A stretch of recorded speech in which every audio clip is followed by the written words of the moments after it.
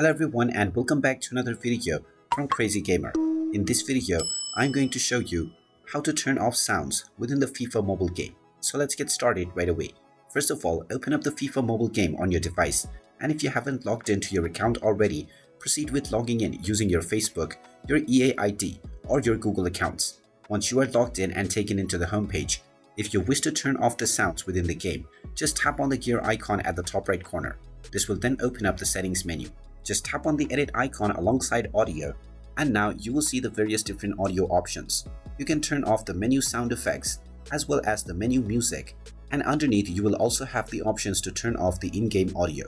Just turn the sliders to the leftmost for the SFX, the home chants, as well as player calls option. Once you do these, all of the sounds within the game will be turned off.